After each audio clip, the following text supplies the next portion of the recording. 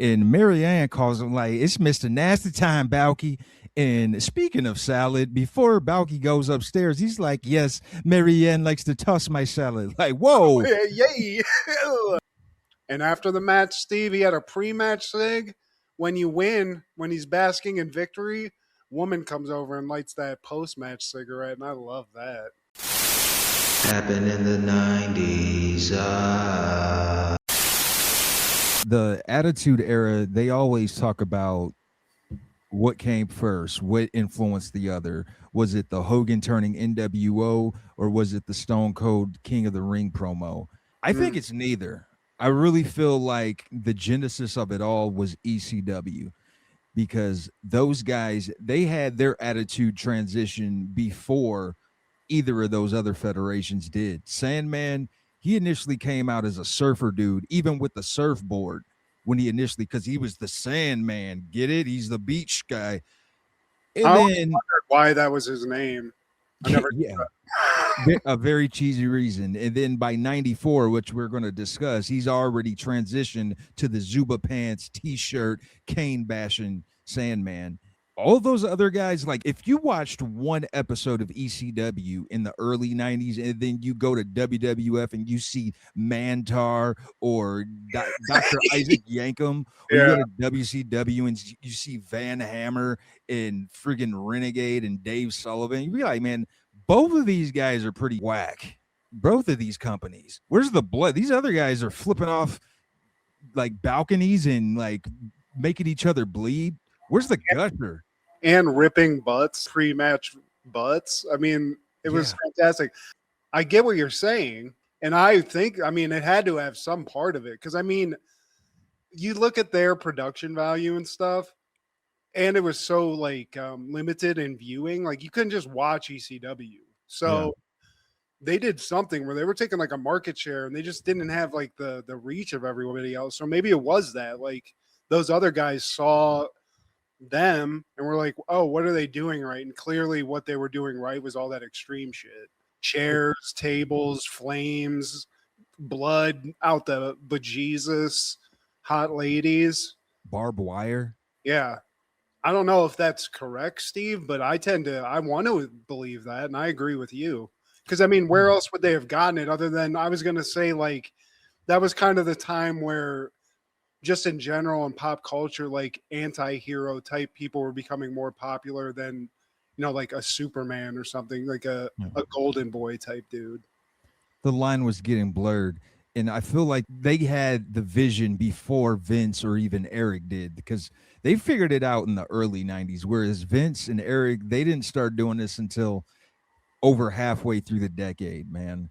Like, was Paulie Dangerously like integral to that organ? Like he was behind the scenes, like making the stories and stuff, right? He's a big reason for this explosion, man, because he wasn't the initial producer owner of this company. There was a guy, and he shows up in this pay-per-view. His name is Todd Gordon. He was the original guy, and Paul E., he kind of ran Todd out to the point where he became just like a funder of sorts, or just like a background supporter. And you know, it was Paul Lee's idea, man, like to go extreme and just go further into this direction. One of the greatest wrestling minds, in my opinion.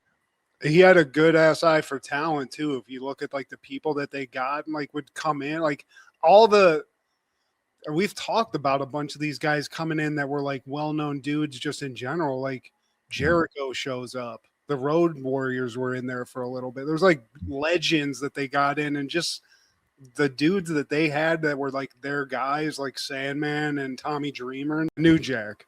People like that. It seemed like a wild west of wrestling where it was less fake. You know what I mean? It just seemed like they had a bunch of lunatics in there. The lunatics were running the asylum.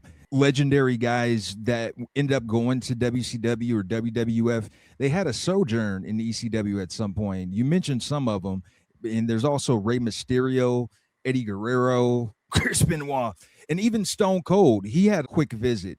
It was during that time that you could see the early stages, the early phases of Stone Cold. He was kind of putting that character together before he became the ringmaster. Yeah.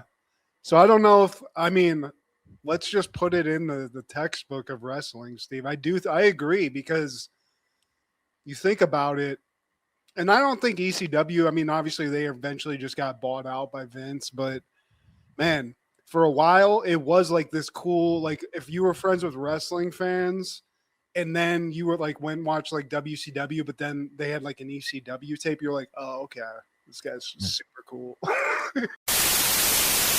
Everybody knows what Bo knows, but what about Balki? I must be good. Wow.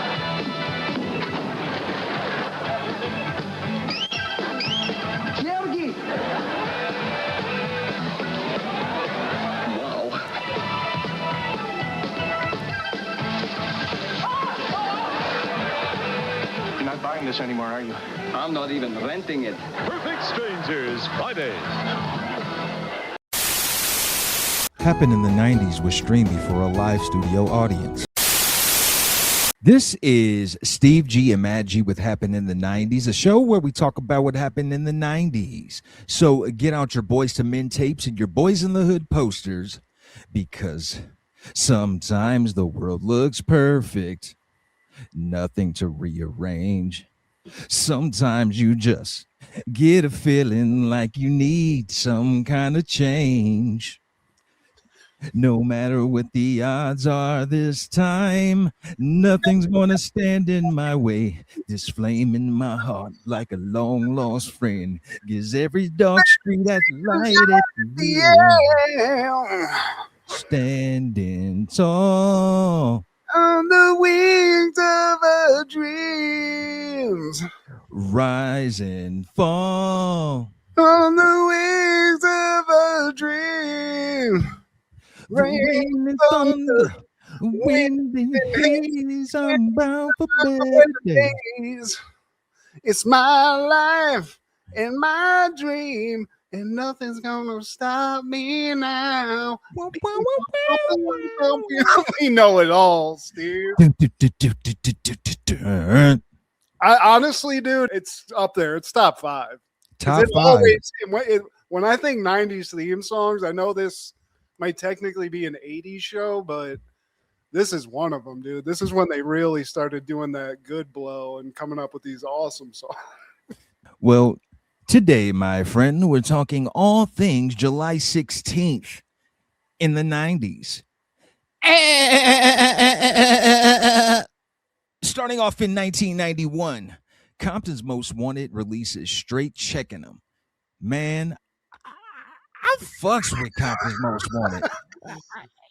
Well, we just heard one song from them on the Boys in the Hood soundtrack, did we not? Growing Up in the Hood. Yeah. There's like 4 singles in this. They're good. I'm with it, Steve, but I don't know if I'm as big a fan as you, but the song Can I Kill It with the Isley Bro, they got a couple of nice, tasty samples in it. That song, that's my favorite one from the album. I like just about every song on this album. To me, it's the best album coming from this group. MC8, he's the breakout star. I don't know if you remember his track from Menace to Society. Be a straight up menace, cheer. That name rings bells, but I need to look at a picture or something. He was one of the characters in Menace to Society as well. I think his name was Stacy. He was O-Dog's homie, O-Dog. Oh, okay, I got you. Kind of had the Jerry curl, but man, MC8 is a legend in the game, man. And I don't think he gets enough props. Compton Legend, Can I Kill It? Straight Checking Them. I Don't Dance. Everything, man. Telling you, that song Can I Kill It's nasty though. But it was a good album, Steve. I didn't really know about these dudes until we started listening to them, and I really feel like my first time listening to them was when we listened to the Boys in the Hood soundtrack for the show. But decent, dude. Decent. In 1993, Perfect Strangers is airing Season 8, Episode 2, After Hours. While out shopping for presents for Jennifer and Marianne, Larry and Balki get locked in the department store with a big dog. And that's not a euphemism. This is the last season, Steve? The last season. Balki and Larry have knocked up their girlfriends and are both, I think, living in the same apartment now. So it's 2 guys and their pregnant ladies, that can't be a great situation. It's great for Balki and his chick, Marianne, because we start off in the kitchen. You know, everybody's eating dinner except Balki and his chick, who are just sucking face, Steve. They're having a big bowl of face. And Larry's being a hater while Balky's getting his mac on. Larry's like, hey, can you pass the salt? And the salt's right in front of him. Like, hey, can you stop making out with your woman? Hey. Balki's like, what? He even comes out. He's not even like the nice way. He's like annoyed about it. But, you know, he stops. I didn't realize. I thought, you know, you see it clearly that Larry's chick, or I got to give it to Larry. He got a baddie also. She's fully knocked up. I didn't realize Balki's wife was also pregnant as well, which I just think is hilarious. But yeah, man. And Larry's just, he's not feeling the love. You know, they're sucking face over here. And him and his wife are just talking about salad. Crisp lettuce. I mean, this is tough. When Balki and Marianne leave, Larry's just like, I've had it with those two. They're disgusting. They're really ick, right? Right? No, I think it's actually romantic. You do? So Larry's now like, oh, okay, so Jen's feeling the flow here. We're about to get some nasty time. Move this baby around a little bit. But they keep talking, and it becomes clear that Jennifer, I know her as Jen, Steve. We're close. She's like, you know what? When you come upstairs, be quiet. I'm tired. So he's not going to get any nookie. And he's stuck looking at Balki and his chick just sucking face on the step. They can't stop, Steve. Balki finally breaks free from Marianne's lips. And him and Larry are talking on the couch like, hey, Balki, how do you keep the fire going? Keep the fire burning? Well, it's very easy. You take very dry wood. No. I ain't talking about no Boy Scout shit. I'm talking about how can you keep that pussy moist? Pause. I don't even like that. He wasn't that vocal about it, Steve. But yeah, Larry's just like, look, man, like you're clearly doing something right here. And me and my wife, I'm stuck in Dryville. It's like the Sahara over here. I can't even get close to her. We talking about iceberg lettuce and shit. Yeah, it's just boring, man. Like I'm worried. So they start talking. Balki starts talking about like a pleasure chest, some Bartakamus pleasure chest that he brought over with him from the motherland, and some Diddy shit. Yeah, I don't know. I don't like that. Some baby oil. But Larry's instantly like, look, man, like I need this. Like, what's in that thing? And it's got like moon oil, some kind of incense. And not even a tape with some like Kenny G on it, Steve. It's just ocean sounds. Ocean sounds. Yeah. I don't know. I don't like that. Throw a little Sleepy Brown or something. Something with some phone kid in, Steve. And Marianne calls him like, it's Mr. Nasty Time, Balki. And speaking of salad, before Balki goes upstairs, he's like, yes, Marianne likes to toss my salad. Like, whoa. Yay. Wow. I mean, he's Greek, man. He's European. They are into all that kind of stuff. So I'm not surprised, but Marianne, she's down for the lickety. She's like, I'm pregnant. I'll just give it to you. Booty. A man's butt. So he runs upstairs, but while they were talking, Larry basically found out where this was and even bribed Balki with some like ice cream trip or something juvenile to get this pleasure chest. So he got it. He got the oils. He got the moon oil. He got the incense. He got the tape, Steve. We cut to the kitchen the next day, and Larry comes in to breakfast heated. He used the oils, Steve. He used the tape. He lit the incense, and each one of those had a horrible effect on Jen. The oil burned her skin. The incense made her nauseous or did something to her. And the tape, she got seasick, Steve. Off ocean sounds. What the hell, man? Where's the instruction manual? And Balki's like, what? You put the oil on her skin? He basically just went at it, and he thought he knew what he was doing, but Balki's like, the oil's not for skin. It'll do third-degree burns or something like that. So you fucked up there. The incense, that's for outside, man. That's strong stuff.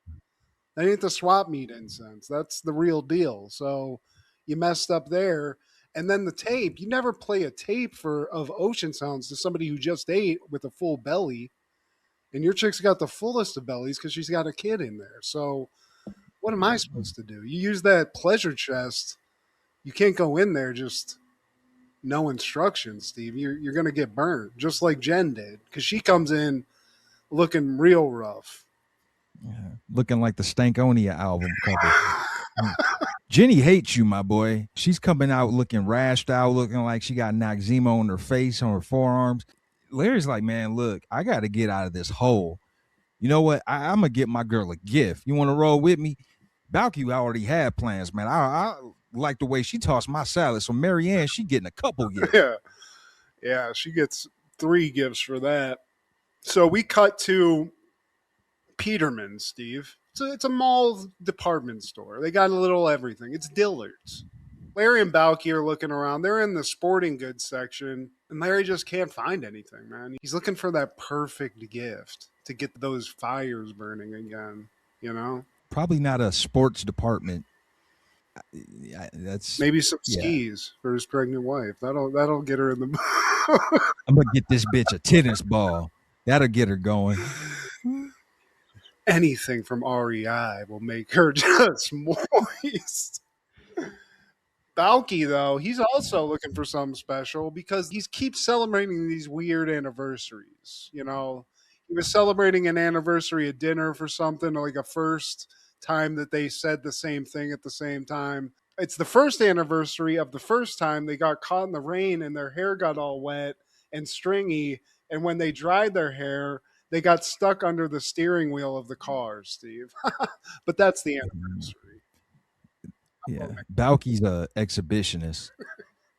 That wasn't all they did. They got caught fucking. Her head got stuck under the steering wheel, Steve, and I think we all know what that means. They hear through the loudspeaker, there's 5 minutes till closing. It's like, hey, Larry, we got to get up out of here. But then Larry's like, nah, man, that's just a ploy. They're only saying that so you can be a splurger, so you can just pop up and like, man, I got to hurry up and buy something. So don't even fall for it, man. I know the play. Think, Balki. Think. And Balki's looking around, like mentioning things that are happening. But while they're just still looking around, Larry and Balki run into a mannequin. And this 5 minutes is ticking, Steve. And this mannequin's in pieces. They got to put it together. Larry's like, come on, man, help me out here. We have to keep shopping. So they spend the next 5 minutes like putting a hand on the head area. There's this whole song and dance with the mannequin parts. They kill about 10 minutes doing that, in which time we see a security guard just miss them and lock them in the store. Fire him. Yeah, that guy, I mean, they were making a lot of noise, sir. So I don't know what. Just them being on their hands and knees. You got to do, maybe take a step that way. But mall security notwithstanding, they're locked in there, Steve. And the mannequin's looking crazy. It's looking a little creepy. The hands where the dick's supposed to be. It's a whole thing. He's got his foot in his mouth. So now they realize they're locked in. Well, at least Balki does. But Larry's like, what are you, stupid, man? I got a gold card here. You think they're going to lock the guy with the gold card membership in? You're stupid. So let me go over here, check this door, and prove you wrong. He checks the door, Steve. It's locked. And by the way, they dealt with being locked in this store rather casually. I mean, how about banging on the door? He just like tries to open the door and then they fall into a conversation. You know, so you got us locked up. What are we going to do? Meanwhile, there's a phone right there, too. Like, they could have just been like, oh, there's a phone. Let me just call 911, I guess. I don't know even who you call, but. I'm throwing a cleat through that motherfucker. Like, can I be honest with you, Steve? I'm thinking us as like 20-something-year-olds, or even now. I got a joint in my pocket with a lighter. We get locked into like a Meyers late at night. That seems like a night at the museum situation where we hit that joint a couple of times and just throw a football down the aisles, do everything we want. But they're not in that mindset. They got 2 pregnant ladies at home. They got things to do. Larry's a man about town. They can't do this. So now they got to figure out how to get out of here, Steve. While they're talking, Balki hears a growl, and Larry apparently is deaf because he just keeps blabbering to Balki. There's a dog. It's like, yeah, okay, man, whatever you say, man. But anyways, like I was saying, the dog starts growling louder. But Balki keeps telling him, like, hey, man, turn around. There's a big-ass Rottweiler behind you. I like how much Larry has faith in businesses because he thinks the announcement of it closing is a scam. And then when Balki brings up this dog noise, he's like, yeah, dude, that's the security system. They have this fake dog noise that they put on there to scare people. And Balki's like, no, dude, it's right freaking there. And finally, he physically like turns Larry's head to look at it. Now they're face to face with a giant freaking dog, Steve. I mean, I didn't know malls, department stores had a junkyard dog for after hours. Oh yeah, wasn't man. aware of that. You didn't remember that from the 90s, man? Like this one time we went to Babbage's and like it took them about a half hour to open because there was a lot of Chihuahua droppings all over the place. I mean, how many people have gone into a mall opening hours and seen a thief just rip to shreds from a Rottweiler, just, tearing it apart? But Westgate did it all the time. So, yeah. Southwick Mall. I remember that Doberman. It bit me in the ass, Steve. Bit me in the goddamn ass. Larry, Balki, they're face to face with this beast, Steve. This is like Sandlot. And they don't know what to do. It's almost like Jurassic Park. You move, this thing goes off.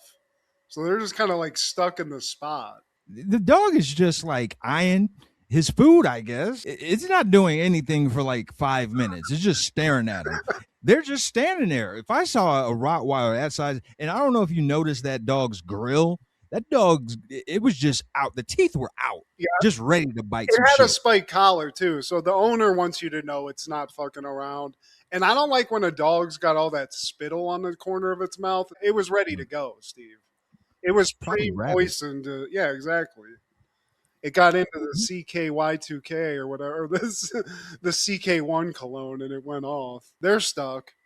They move around. The dog keeps like kind of like making a move. They back up. They're far away from the phone that they now even know where it's at because they want to call somebody. So Larry's like, look, I got a plan. You run around so the dog chases you. I'm going to go to the phone, make the call. 1, 2, 3, go. And Balki's like, what else you got, bro? They're dead. And they face that. And Balki apologizes to Larry. Larry apologizes to Balki. Balki's like, I have this stash of money behind the nutmeg. He admits all these things. In return, Larry admits he knew about that stash. And if they make it out, he's going to pay him back for the $300 that he stole out of that. Balki starts choking Larry, and then the dog starts chasing them around, Stephen. That's all that we see. It fades away, and we don't know if they're dead. Maybe they are ripped apart, Steve, in the middle of Peterson's. They became Alpo overnight. We cut to the next morning, and the girls, they're up and they're distraught. They're wondering, like, where are they? They've been going all night. They went cruising for hoochies. I bet that's what it is. Marianne's convinced that maybe they got night jobs to help pay for these kids they got coming. They just forgot about to tell them. But Jen's like, or maybe they're just dead. It's like, okay, half full, half cup, half a whatever, half glass of milk or whatever. Part-time, half or whatever. God damn. Yeah. And then all of a sudden, Larry and Balki show up, clothes just shredded, asshole wet. Looking at Balki, he might be missing a dick too. He's got a lot of damage there. But they come in, the ladies are like, oh my God, what happened? And they explain it. It sounds a little far-fetched. I'd still be like, were you cheating? Is this an elaborate cheating excuse? It's not, though. And they both come with gifts too, Steve. That usually helps. Yeah, So Balki, Marianne, she's like immediately like, oh my God, thank you for this anniversary gift. I forget what it was. But then she's like, I got a gift upstairs for you. And they just go upstairs because we know what's about to happen, Steve. Salad. That's all you got to offer, some coochie. Yeah. Well, she does toss salad, though. That, you got to take that into account. Yeah. Booty. A man's butt. You know what takes the edge off after a hard night of running around from a Doberman or whatever that dog was? Some ass eating, Steve. Yeah. Might have some dog slobber on it, but she's a freak. Cocoa espresso wakes you right up. So they go upstairs, and now Larry's talking to Jennifer, and they're basically like, look, you don't touch me anymore. You think I'm ugly because I'm pregnant. No, honey, you couldn't be any more beautiful. You are. Oh, I love you, Larry. And then she's like, oh, you know what? Everything's great. Let's go up and have a cuddle party. And Larry's yeah. like, finally. And that's it, Steve. Cue that Miller Boyette theme.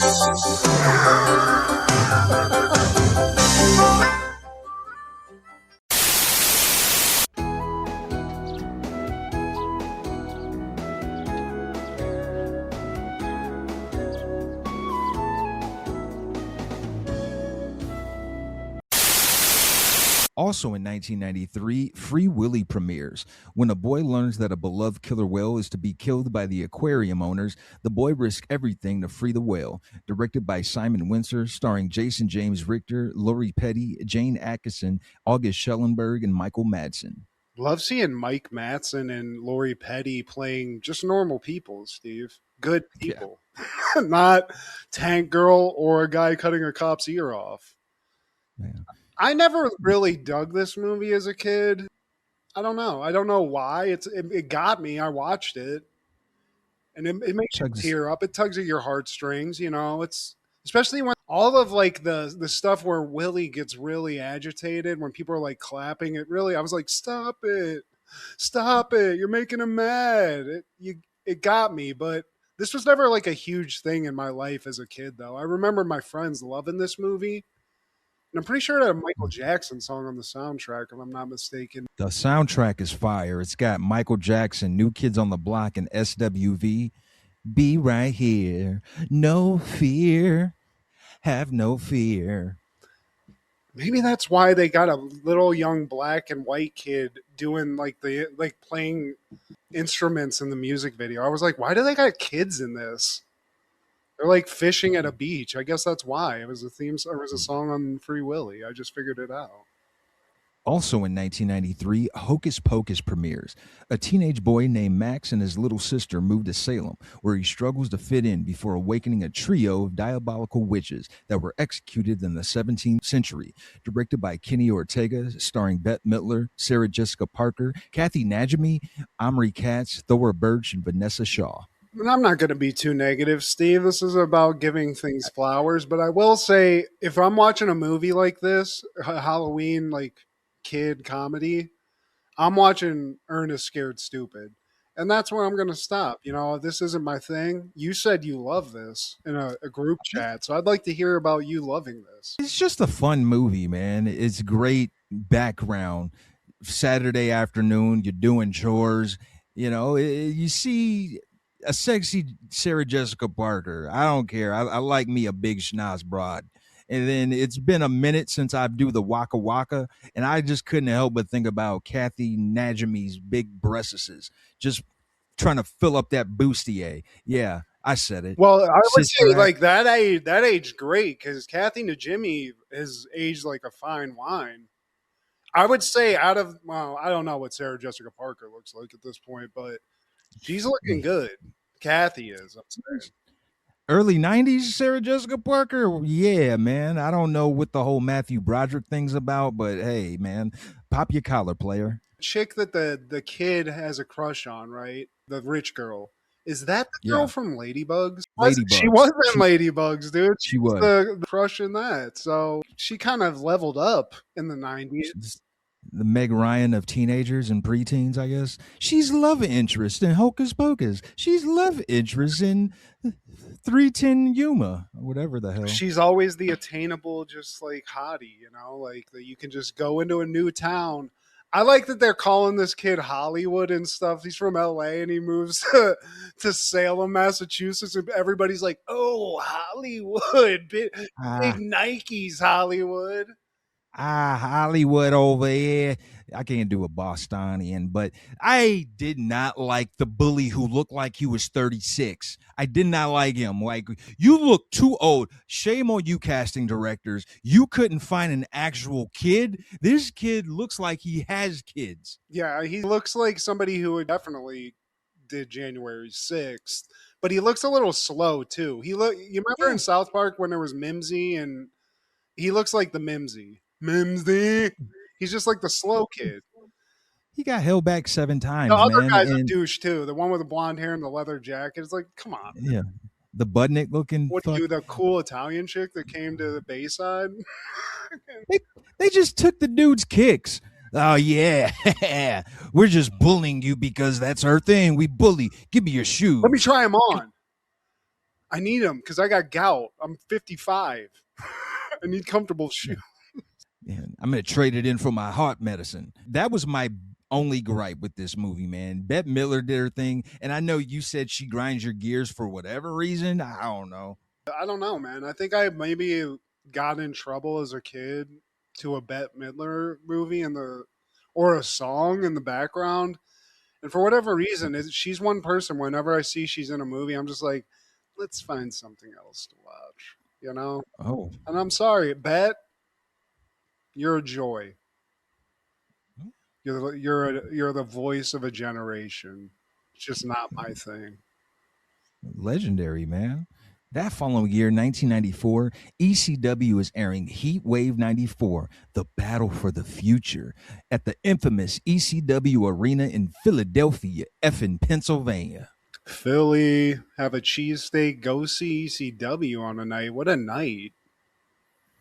I love that it was like centrally located. I think that's a thing too, man. They had people, I bet there was like regulars that kept going to this because what a thing you could go to every week. The front row guys, those guys became a part of the whole ECW mystique. There was always the guy with the beard and the long hair, and he was standing next to a guy, I think, that was wearing a Hawaiian shirt. They were a common fixture in ECW taping.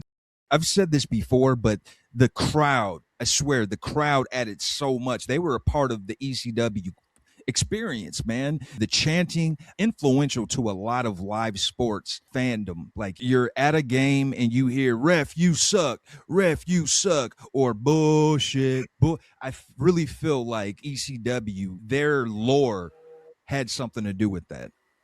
Are they also, the fans in ECW made other fans, especially in wrestling, step their sign game up? They had funny ass signs that you would see on the tapings. Crude.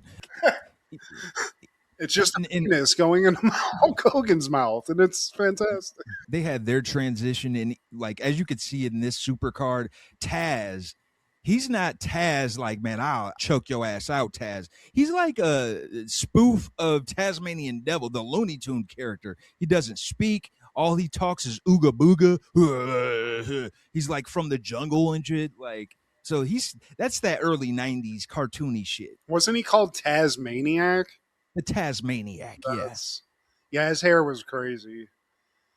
It looked like he got his hair done at the same place that the guys from Public Enemy got their hair done at with those crazy braids. See, I remember that, Matt. What we not okay? We'll get to that. Oh man, I swear. Yeah. Ooh. We start this off. See, there he doing it again. And we starting this off with Hack Meyers and the Rockin Rebel versus the Bad Breed, Axl and Ian Rotten. Out of these 4 people, only one is still alive. Guess which one? Is it one of the Rottens, Steve? Yeah. Axl. Nope. Damn it. Dead as disco. It's Ian. Surprisingly, he's still alive. He actually ran his own local IWA federation, man. But the Rockin Rebel guy, he's a piece of work. He passed away via suicide. But before that, he took his wife out the game too. He held her hostage in the closet, and shortly after that took her life and then his own, man. So their children are left orphans, man. So Rockin Rebel, forever a piece of shit. Yeah, I didn't know that. He doesn't look cool. I mean, he's very generic looking. I do like that one of these guys just walks into the ring like from the entrance and immediately just slaps the living shit out of whoever's in the ring. I'm not saying mullets died in the 90s, but those kind of mullets should have been retired. If you want to keep mulleting in the 90s, there's a certain way to go about it. Rockin' Rebel, it looked like he came from a Poison tour. You got to have a head and a chin and stuff to make a mullet look correct. And Rockin' Rebel's got some stuff going on, Steve. Nothing's working. You got to start from scratch. Create a character again and not this. But first, he should have just worked on his internal. If he had a lot of things going on, before we get to the mullet, he should have worked on that, man. But Rockin' Rebel, rocking that nasty dude, they ended up losing. I think Axl Rotten gives Hack Meyers a bulldog, flying bulldog, and he gets the pin. But after that, Rockin' Rebel, he turns on Hack Meyers. We know why, Steve. This guy, he's got a lot of internal strife. He's not thinking correctly, so he blames Hack Meyers for the loss. And they get into a brawl to go to the backstage, Steve, which I feel is like an obligatory thing in ECW also. You finish the match, and then you have to then fight your way to the backstage area just to cherry on top. And then they tag the next wrestler. You're it. Yeah, get in there. The next match is Chad Austin with Jason versus Mikey Whipwreck. Both of these guys are diminutive fellas. Chad Austin and Jathan are both 5'9". I was 5'9" in like 7th grade. Yeah. And then Mikey Whipwreck is 5'7".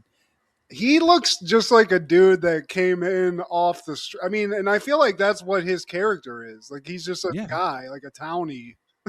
And that was his appeal. He was like the everyday man. We could be him. Like, he's one of us. But the dude was legit, man. From the matches I've seen, he knows how to take bumps. He's had some legendary matches. His reputation was him getting his ass beat. The man was actually trained by Mick Foley. So that tells you a lot. Yeah, I mean, he's one of those guys like Spike Dudley that can just take his ass whooping in the coolest of ways. So I always knew him just from the tapes that I saw. His gimmick is funny. It's like, this guy walked in off the street. Look at him. Yeah, the whole Jason thing and Chad Austin, it's a weird relationship, Steve, because Chad Austin comes in, and usually it's not like, I'm going to introduce my manager, but this guy goes out of his way to get into the ring and be like, hey, my new manager's here, and he's the sexiest man in the world. Jathan. And Jason comes in one of the gayest ways possible is a suit jacket with no shirt on under it, and the greasiest white jerry curl that you can come out with fresh. And this guy, Steve, I don't know what happened to Jason after this, but I don't dig it, and I don't get it. Yeah. I don't understand what's happening here. His butthole looks like a dolphin's forehead. Booty. Booty was more important than food. Booty. And Chad Austin looks like he's in Gummo. He looks like a character from Gummo, Steve. This guy's ugly. He's not the sexiest man in America or whatever Jason is. I will say, though, Chad Austin, he can work, man. He did some pretty impressive maneuvers, but he doesn't have the look. Mikey Whipwreck didn't have the look, but, like, he knew how to work that with his character. The fact that Chad Austin's wearing, like, a singlet, like, he's trying to make himself look like a legitimate wrestler. And even though you have the moves, you would have been better off coming out in, like, jeans and a T-shirt or something. Was this always the case? I don't remember specifically, but like Mikey Whipwreck comes out to Beck Loser. So like, do they come out to like just normal songs?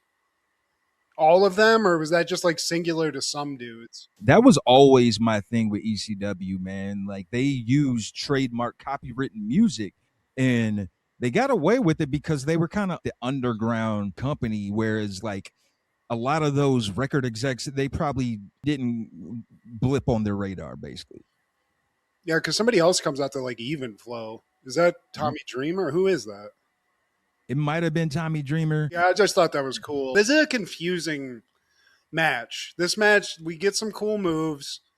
At the end of this, Chad Austin somehow, I forget how he wins. He wins.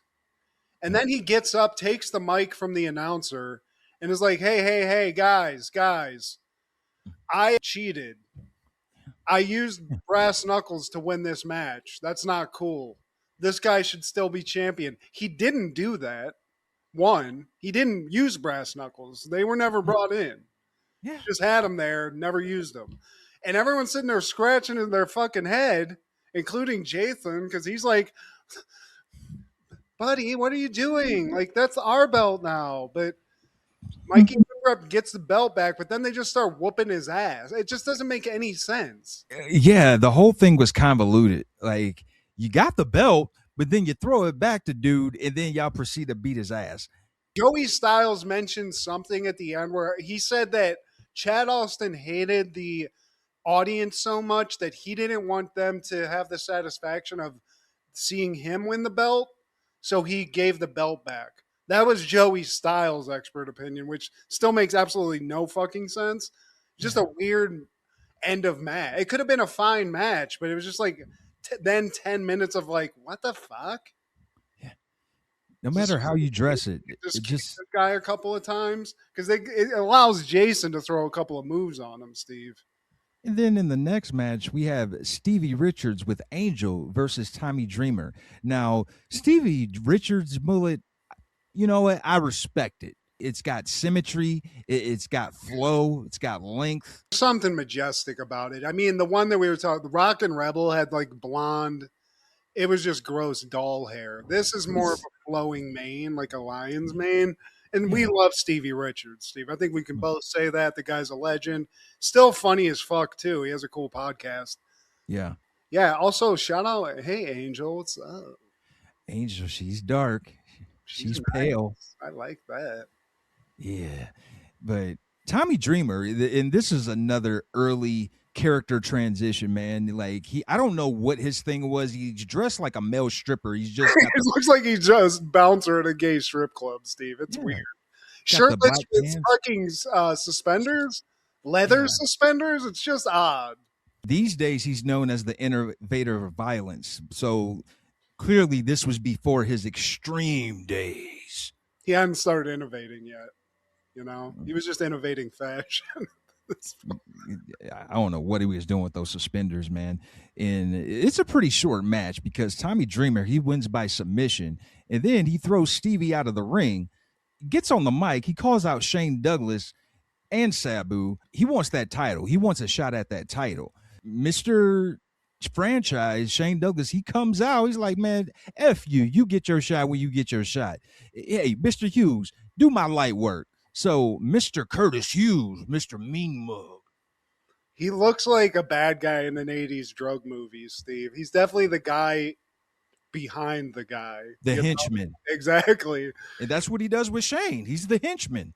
He looks the part. He's a big-ass dude, that's for sure. But he comes in. Now Tommy Dreamer's got a second match, Steve. He's got to go against Mr. Hughes. Another staple of ECW. They do those impromptu matches. Like, yeah, I just beat this dude's ass. Who can whoop me? And then another guy comes out, and it's a completely different match of its own. But, yeah, man, Mr. Hughes comes in. And throughout this match, they randomly cut on some, like, John Fogerty-type music for, like, 10 seconds, and then it cuts off. I don't know if somebody just missed their cue, but Dreamer, he runs into a chair. He runs into the rope, and Shane hits him in the back with a chair. And then he runs into Mr. Hughes, who delivers a just delicious sidewalk slam. It was nice. It was definitely nice. And then Douglas gets in the ring and is like, dude, nice fucking match. I like that. This is friendship, Steve. Douglas like, congratulations on the ass kicking. Oh, by the way, who's that little tenderoni there? Because Steven Richards and Angel haven't even had time to get out of the ringside. So Angel's still there, and Shane Douglas is like, hey, you. Yeah, you. Why don't you come over here real quick? Talk to the franchise. Now, Matt, you're originally a PA guy, man. Are you familiar with New Brighton, Pennsylvania? I think that's like southeast of Pittsburgh, if I'm not mistaken. I don't know. It sounds familiar, but I'm more of a central PA dude. That's where Shane Douglas is from, man. Who knows? You might run into him one day, and y'all could watch a Steelers game together. Hell yeah, dude. I'll hang out with the franchise. We've got a lot to talk about, especially taste in women, because he takes a liking to Angel, and he's like, hey, how about you come to my match? Come watch a champion. How about that? That's game, Steve. He pulled up on her like a pimp. Now, his stable he ain't got no motion. Why don't you come over here and make some money with me? honey. The whole time he's laying game on her, him and Mr. Hughes are just kicking the shit out of Tommy Dreamer, who's just on the ground. He's like, yeah, Angel, God damn it. Won't stay down. Wait, you want to come to my corner in my match? So Angel's down, Steve. She's like, yeah. And apparently you don't know who the fuck I am, because he asked her about being like loyal or something. It's you're right. It is very pimpish. You know, so, but Angel's down for the cause, Steve. She's about to walk that stroll, Steve, that franchise stroll.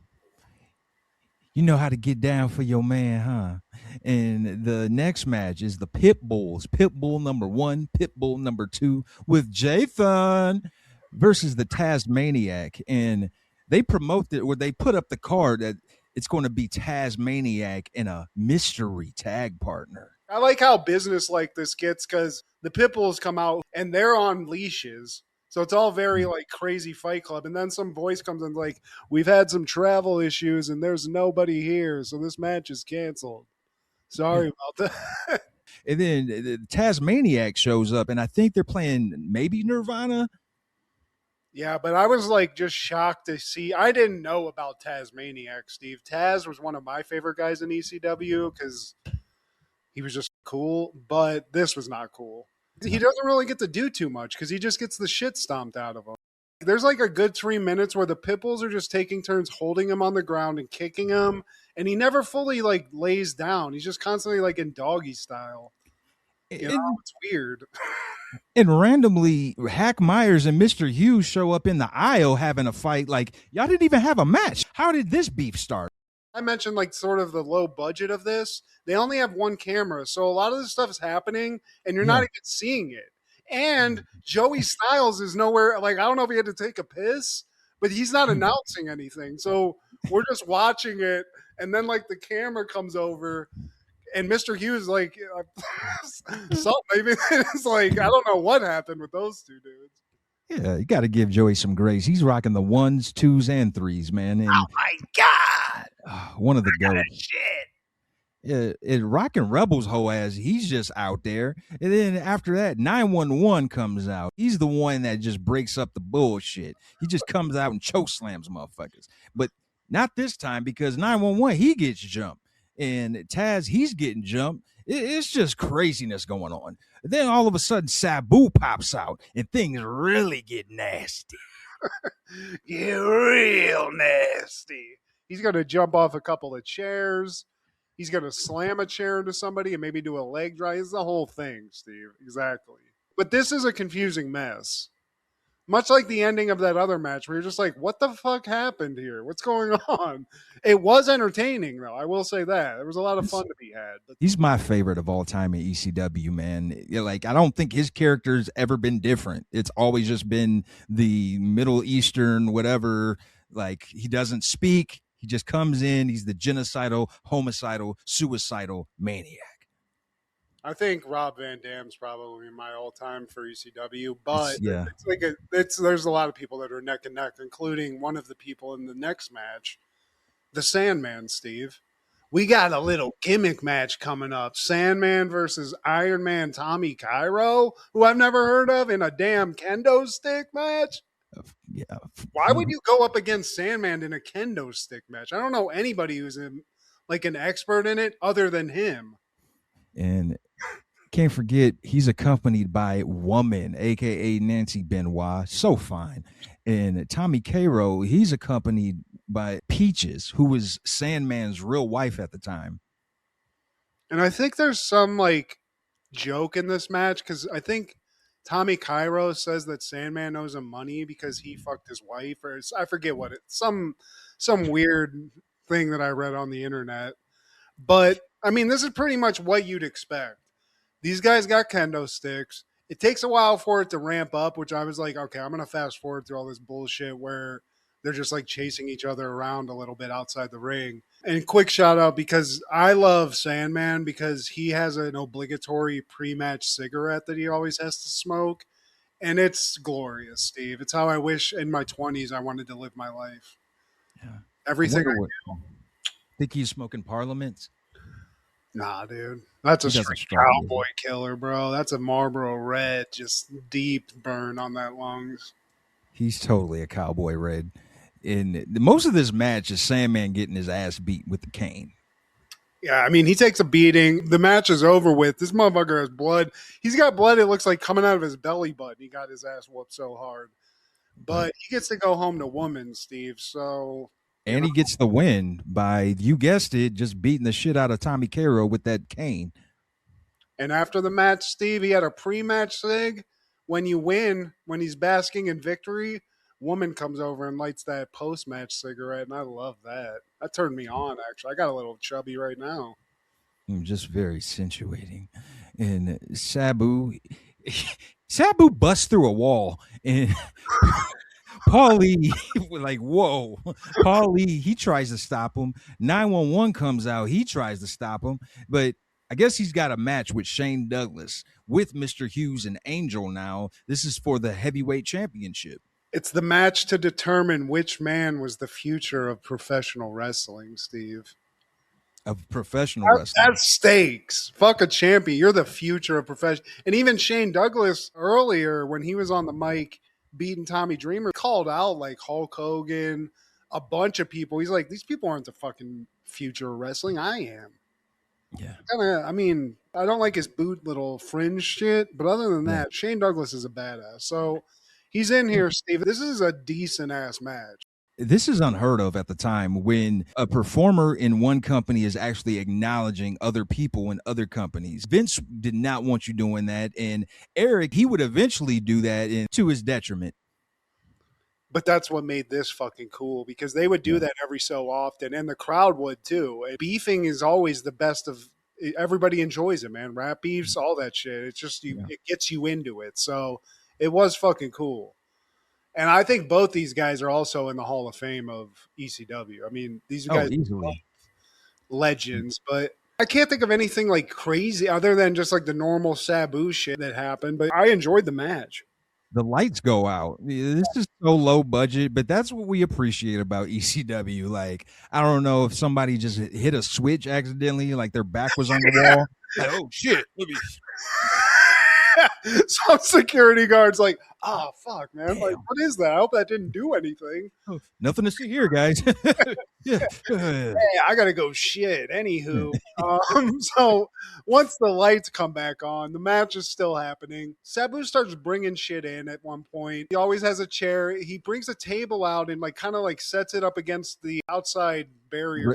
He gets Shane on that table, and you know when that's coming out, something weird's about to happen. And he moonsaults and misses, and that's kind of his demise in this match, Steve. Yeah, they say he broke his neck, and I don't know if that's a work or legit. He probably did really break his neck. I mean, that motherfucker has had some of the most gruesome wrestling. Is he the one that had his... Didn't he have his like a muscle get torn off of his arm or some shit? The barbed wire match with Terry Funk. Oh, fuck me. And we'll get to that later, too. But so he gets knocked out. Apparently, he has a broken neck. That's fucking crazy. It's just basically like a TKO, and Shane Douglas wins. So it's the franchise, Steve. I guess he's the future. And Paulie, he ends up getting beat down, but we can't end the supercard in the early 90s ECW without 911 chokeslamming, because he chokeslams Shane, and now he wants a piece of Mr. Hughes. Mr. Hughes gets chokeslammed. He looked like he was scared to get chokeslammed, though, because it takes, or maybe it was 911, like, yo, dude, you got to help me out. Because when he gets him in it, you can see him talking. Like, it looked like he was telling him what to do. He's like, fucking. That's a lot of weight to loft around. That is. And Angel, she hits 911 with the chair. He's like, bitch, what? Hey, yeet. Yeah. Angel takes a nice bump. She takes a hell of a bump. I like 911's thing. I mean, he's just a big ass dude that just chokes, and that's it. That's his whole purpose. Fuck it. I love that. He's like the Sandman. One of the acts sucked on Apollo. Yeah. And again, the genius of Paul Lee. He knew what people's like strong points were. He knew that 911 wasn't a good worker. If he had an actual match, he like it would suck. But it's like, dude, you're big. You're very intimidating looking. I think you should just wear this leather vest and come out and just choke slam people. Just fuck people up. Hell yeah. If a match does suck, come in and that'll shake shit up. But the second part of this main event is the barbed wire match. Dory Funk Jr. and Terry Funk versus the Public Enemy, Johnny Grunge and Rocco Rock.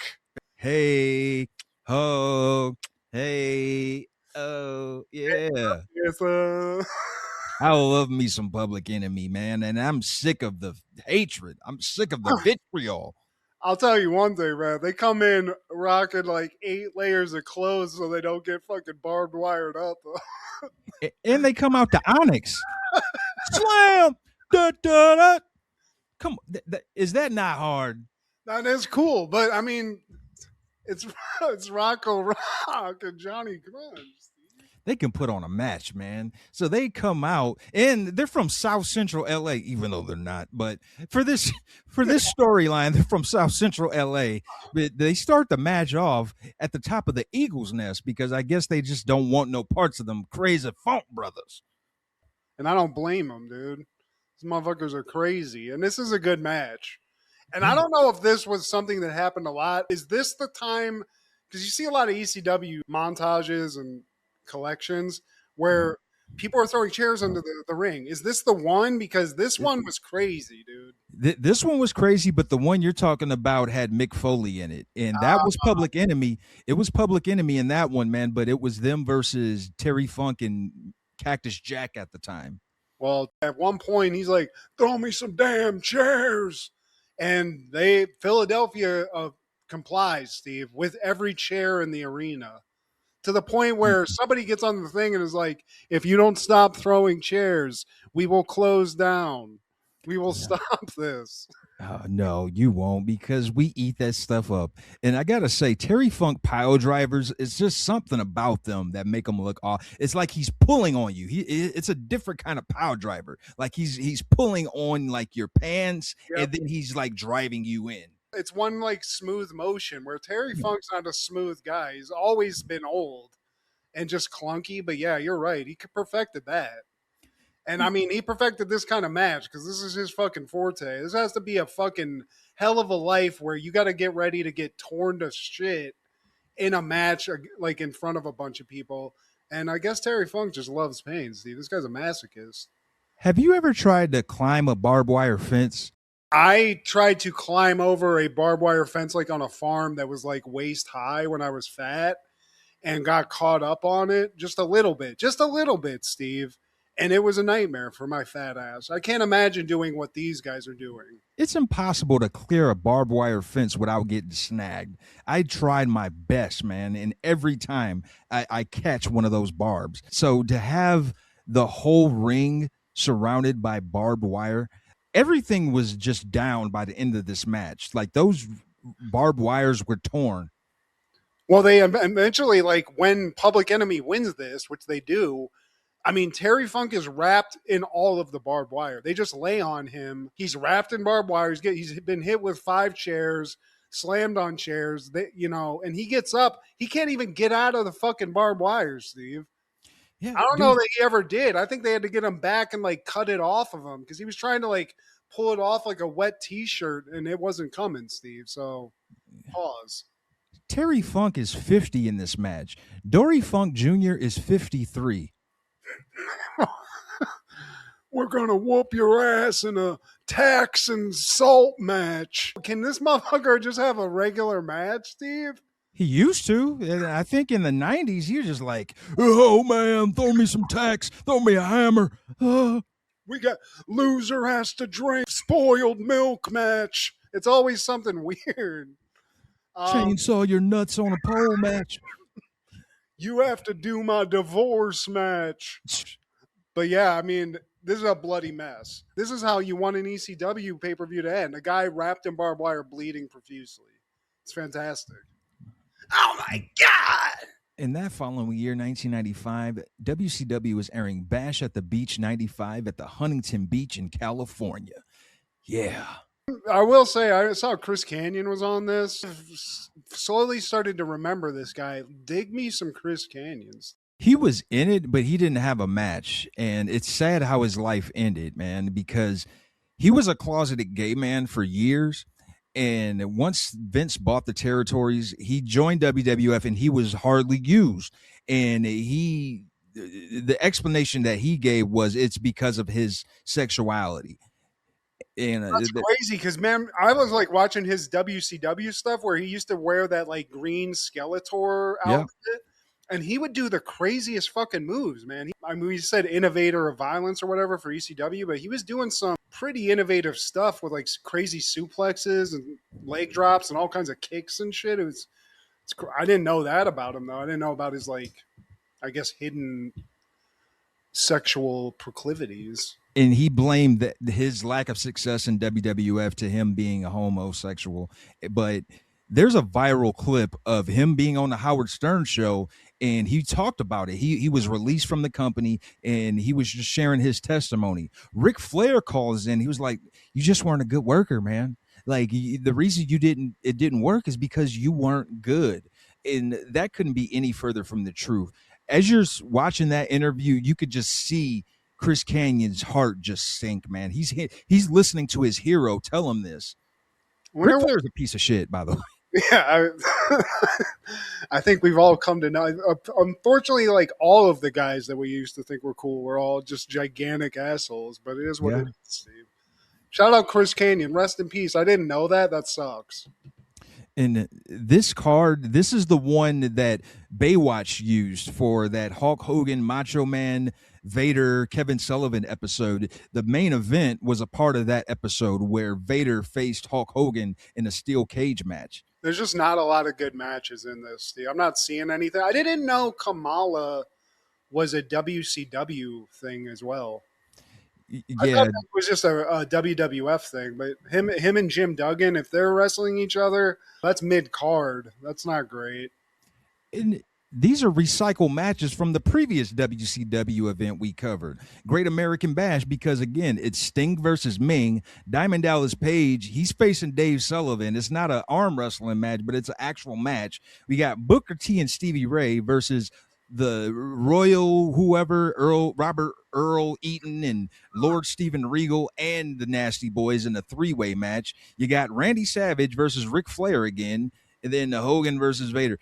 The funny thing about this is the Renegade versus Paul Orndorff match. Now, Renegade is still the television champ, and he's supposed to be a face, but he's getting booed throughout this match, and Paul Orndorff is getting cheered because they're saying, "Wonderful, wonderful." Oh, yeah. And Orndorff is like, "Shut your mouth," because he's a true professional. He's like, "No, you're supposed to boo me." But the picture behind me, Dennis Rodman and Hogan, Dennis Rodman shoots an unintelligible promo. I have no idea what he's saying. Like, Ahmed Johnson promos sound better than whatever the hell Rodzilla was talking about. But he was on one. Was Rodzilla on one, Steve? You in the cage match? That's what it sounded like. That's what I'm talking about, bro. Bash, cage, beach. The one other thing I thought was hilarious sounding, and maybe this is just the internet telling me a lie, but the Randy Savage Ric Flair match, was it a lifeguard lumberjack match? Dude, sure. I don't like. I kind of had it in the background. 95 was rough, man. That was a rough vintage for wrestling. In 1996, Ween releases 12 Golden Country Greats. I wanted to take it off initially, was like, you know what? I've never talked about Ween, and this is a perfect opportunity because those guys are actually talented musicians. I never understood what Ween was. Like, I always assumed it was kind of like Tenacious D, where it's like kind of a jokish, like comedy shit. Yeah. But they are good, you know, they rock. And I mean, Mr. Richard Smoker is one of my favorite, just like funny songs, dude. That's all I wanted to talk about. Mr. Richard. Also, it says there's 12 songs. There's only 10 in the actual album. They lied to us, Steve. But yeah, I liked Ween, and Jordan introduced me to Ween. I didn't know about them. We just listened to some of their, like, you know, Bananas and Blow and Mr. Richard Smoker and stuff. And they always made me laugh. But when people would mention them, I'd be like, wait, are they like a legit band or am I fucked up? It's like if Weird Al was a group. split between two Basically. people. Hell yeah. But Mr. Richard, I because of that, I love Ween, but it's a weird, like, I don't know how to explain Ween other than that. Like, it's not a joke, but it is kind of a joke. On that same day in 96, Tonic releases Lemon Parade, and I just wanted to cover If You Could Only See the Way. That's it. Casual Affair is a nasty song, though. You got to listen to that. I think I might have made out with a chick for the first time to that song or to this album because it made me have some kind of like memory of just like sex. So that's my really only explanation, but that song does rock. Casual Affair, shout out. Tonic, what's up? I thought the one song they had on the American Pie soundtrack would be on here. I don't know if you remember that, but that one was pretty cool. This album's not bad. I mean, they got a couple of bangers on this. I didn't realize I like Tonic as much as I do, like when I re-listened to this week. So, yeah, dude, shout out Tonic. Lemon Parade, I enjoyed that. That following year, 1997, George of the Jungle premieres. A man raised in the jungle by apes falls in love with a wealthy American heiress. Directed by Sam Wiseman, starring Brendan Fraser, Leslie Mann, Thomas Hayden Church, Holland Taylor, Richard Roundtree, and John Cleese. Shaft? Yeah, what? I didn't make it through this whole movie, Steve. I couldn't. We've talked good about Brendan Fraser recently. I think we talked about The Mummy. I dig Brendan Fraser. So this movie, it's just, it's a swing and a miss, man. George of the Jungle, it was kind of like a mid-cartoon anyway. It had a funny theme song. We didn't need this. No. But the gorillas, the people, those were people in costumes, and they, like, that was crazy, like, animatronic work for such a shitty movie. So shout out to the gorillas. Yeah, mid to late 90s, Brendan, he kind of lost me, man. He hit a resurgence, though, man. Just shout out to him. Like, I didn't know Leslie Mann went this far back. This is probably my first time seeing her in a non-comedic role. I didn't realize Thomas Hayden Church was in this either, which I dig Thomas Hayden THC, but just not this. In 1999, Eyes Wide Shut premieres. A Manhattan doctor embarks on a bizarre night-long odyssey after his wife's admission of unfulfilled longing. Directed by Stanley Kubrick, starring Tom Cruise, Nicole Kidman, Sidney Pollack, and Marie Richardson. This movie's fucked up. I'm not going to speak for an hour on this, which we could. I didn't like this movie when I first saw it when I was younger. I watched it because I thought I would see some titties as a young kid, and you do. You do. This movie's fucked up. It's about secret societies. It's about kind of like half cheating on your spouse, secrets in general. There's so much background and conspiracy theory based off of this movie. And, the director sort of maybe bringing to light things that he found out in his experience in life and making a movie about it, and then dying like 5 days after he showed the final cut to the high-level executives and stuff. A lot of people think he might have been killed for making this movie. I'm not saying that happened, but it's not far-fetched because in this movie we have the final boss of Short Kings, Tom Cruise himself, and this movie, it does have one of my favorite themes in the movie. Fucking. Yeah. Oh, yeah. I mean, it's literally the last line in the movie, Steve. Nicole Kidman's like, you know what we ought to do? Fuck.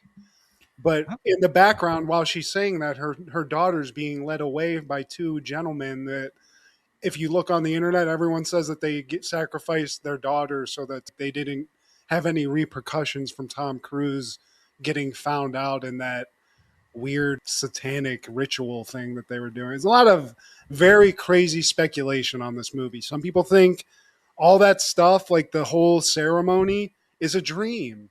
No.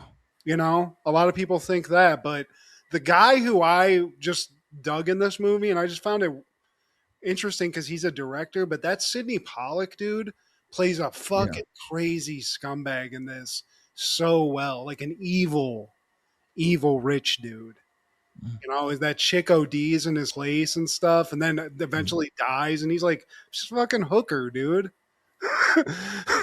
But he's like a man. He's like New York's finest and stuff. It's very bizarre, dude. Is he really acting though?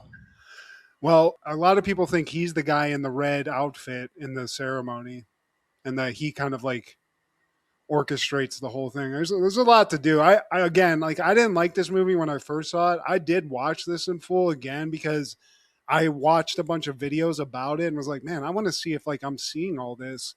And it's very interesting, man. Like if you actually watch it with all that knowledge, it's fucking crazy. And the other thing that always creeped me out is the Russian costume guy that was like the Russian dude in Snatch. And he's got like his daughter is like a prostitute. It's very, very dark stuff. And now we know all this Epstein shit. So there's this different thing. We weren't really like onto this like rich pedo thing back then as we are now. So it's kind of interesting to watch it with that knowledge. On that same day in 99, Lake Placid premieres. 4 people attempt to stop a gigantic crocodile who is terrorizing residents in Black Lake, Maine. Directed by Steve Miner, starring Bill Pullman, Bridget Fonda, Oliver Platt, Brendan Gleeson, Betty White, and Mariska Hargitay. I love Betty White in this. Oh, man. I honestly loved this movie when it came out. It's a great creature feature. It's just it's like Jaws with a big ass alligator. I love that. I looked at it as Anaconda, but an alligator. It's the same thing, but I like for this kind of like dumb movie, they did it, man. I dug it, so I'm gonna give this one flowers. I like it. I like it all. It ate a damn bear, Matt. A whole bear. Steve, those are dinosaurs. You don't know. It could have been there for hundreds of years. Let's not look too deep into this. I mean, it very well could be because this alligator was huge. Well, Steve, Betty White was feeding it red meat its whole life. She's been feeding it T-bones. This thing got all roided out like Joe Rogan, and it's out there trying to kill Oliver Platt. Man, he's great in this too. I love Oliver Platt, man. That guy doesn't get mentioned a lot. And he's spread it throughout the 90s, man, all throughout. He's just, the Oliver Platt seeds are just strewn. That motherfucker was one of the 3 Musketeers, dude. He was Porthos, the fat one. Of course. Of course. Just a huge alligator, man. Also in 99, The Wood premieres. While dealing with a friend's cold feet on his wedding day, a writer reminisces about his youth with his best friends. Directed by Rick Famuyiwa, starring Taye Diggs, Omar Epps, Richard T. Jones, Sean Nelson, and Sanaa Lathan with Tommy Jones. This wasn't something that I watched until I started dating black girls, Steve. And then I watched this. And then it's a good movie. It's not my thing. It's got a lot of handsome men in it. And it made me feel, a little self-conscious. But if I'm going to watch a movie like this, I'm watching Baby Boy, Steve. Completely different movie. But I saw my black card slowly diminishing. And then just yesterday, I was like, oh, okay, I can hold on to it. I finally got this under my belt. It was one of those where, a lot of people hold that up there with the New Jack Cities, the Boys in the Hood, Menace Society. You gotta watch this. As far as like black classics, it's good. It is good, but it's like something that for like us kind of dudes of our age, it's like something you'd watch with your girl. Like we weren't gonna flock to the theater to watch The Wood. And I never have a girl. Steve, well, maybe you can bring the wood up, and that sounded really weird. Steve, you're gonna find somebody, okay? I always end up playing with my wood, but also, oh my God, Lisa Ray. I'd never leave you out, Lisa Ray. Damn, like the woman is in her 50s, just looking as good as she did here in this movie. How do you not want to marry her, Taye Diggs? Are you kind of come see, come sir? There's always like a guy that's cheating with like an unbelievably hot ass woman. He's dating Janet Jackson. I was like, man, I gotta go do some business. I'm community dick. You ain't heard? Just full of fine ass black women. Sanaa Lathan, Tommy Jones. Oh, I don't even know what I know Sanaa Lathan from originally, but she's just been this like it's a name where I instantly am like, oh my God. She was in Blade. That's it, dude. God damn. Well, The Wood, it's very apropos, I guess, Steve. And it's a good movie. Watch it. Watch The Wood. I didn't know it was a classic, though. I just thought it was like just one of those movies you put on. Soul Food, it's up there with all those, man. Yeah, man. Check out Mike Tomlin saving his boy's wedding. And you know who probably didn't see any of these in 99, man? Don't break my heart. Probably American lawyer and publisher John F. Kennedy Jr. and his wife Carolyn Bessette Kennedy. Yeah. Little plane accident, if I'm not mistaken, correct? Yeah, man. I remember this being big news. We had this hot ass teacher. I don't know if you remember Miss Reason. She was a teacher. She was like one of those, what do you call those other like non-essential classes like math or science? She was one of those kind of teachers. And she had the biggest crush on John F. Kennedy Jr.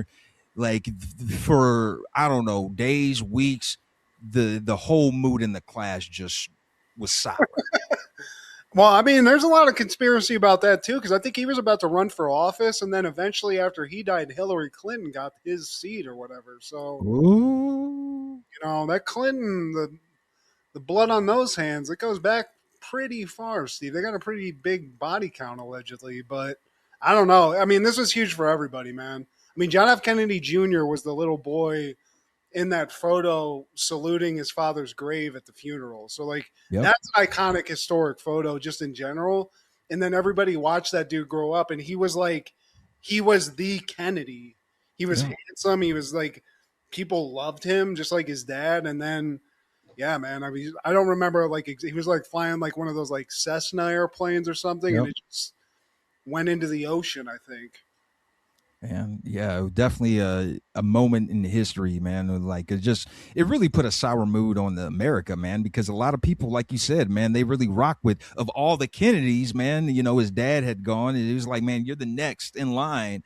You know, he had the look, he had the charisma that you was like, man, you know what? I could see him on a dollar bill one day. He was it, man. He was the Kennedy that was going to like make all that stuff happen. He was like one of those, like, I don't know, just sexy New York celebrities too. Like he was just one of those people that was known because he was a Kennedy. But yeah, man, it doesn't pay to be a Kennedy until it does until it doesn't.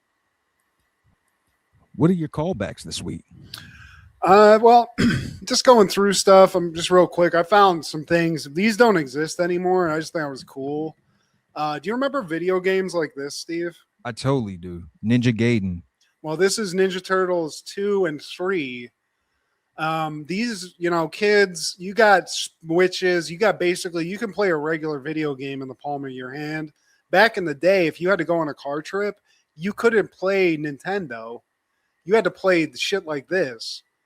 I have Larry Bird versus Michael Jordan on the floor, but it's in pieces. So I just wanted to point out this little blast from the past, Steve. And these things still work, too. I just don't have enough batteries to turn them on. So, you know, there's something about this shit. I just keep buying old stuff now. I'm becoming some kind of weird museum. I got Nintendo 64s. I'm playing GameCubes. I'm staying back in the 90s, Steve. I'm living this lifestyle. So a hoarder of 90s, if you will. Yeah, that's probably more apropos. But what about you? My only thing is, Kathy Najimy, as long as I have a face, you'll always have a place to sit. But please like, share, subscribe, and comment. Please tell your sister, if you could only see the way I hate you, maybe you can lick my balls.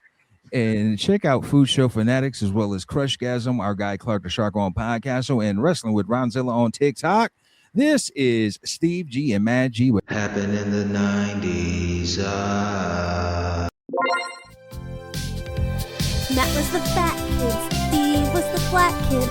Life wasn't always great, but you know what was? The 90s.